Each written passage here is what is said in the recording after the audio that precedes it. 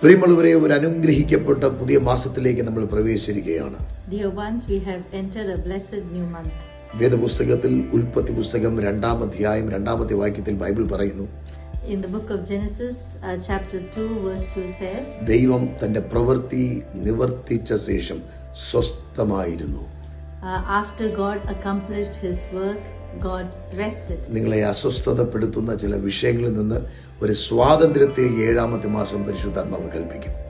We believe that Holy Spirit will bring rest into your life from all the issues that is disturbing you. ഒരുപാട് പ്രയാസപ്പെട്ട് അധ്വാനിച്ചിട്ടും അതിന്റെ ഒരു പൂർത്തീകരണം കാണുവാൻ കഴിഞ്ഞില്ല എന്ന് ഭാരപ്പെടുന്നവരോട് പരിശുദ്ധാത്മാവ് പറയുന്നു, ഈ വിഷയത്തിന്റെ മേൽ നിങ്ങൾ സ്വസ്ഥത അനുഭവിക്കുവാനായി പോവുകയാണ്.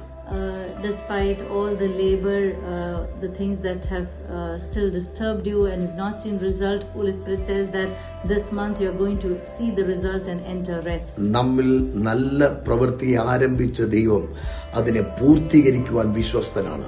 The one who started the good work in us is faithful to accomplish it. എന്ത് ചെയ്തിട്ടും എനിക്ക് അതിന്റെ റിസൾട്ട് കാണാൻ പറ്റുന്നില്ല, സക്സസ് ഉണ്ടാകാൻ പറ്റുന്നില്ല എന്ന് ഭാരപ്പെടുന്നവരോട് ദൈവാത്മാവ് പറയുന്നു, അടുത്ത 31 ദിവസങ്ങൾ നിങ്ങളുടെ ദിവസമാണ്. നിങ്ങൾക്ക് വേണ്ടി പരിശുദ്ധാത്മാവ് അത്ഭുതം ചെയ്യാൻ പോവുകയാണ്. If you are the one saying that despite all my hard work I'm not able to see a fruitful result, I'm not able to achieve success, then Holy Spirit says in the coming days of this month, the next 31 days, you are going to walk in this result. നിങ്ങളെ അസ്വസ്ഥതപ്പെടുന്ന വിഷയത്തിൽ നിന്നൊരു സ്വാതന്ത്ര്യം പരിശുദ്ധാത്മാവ് തരട്ടെ.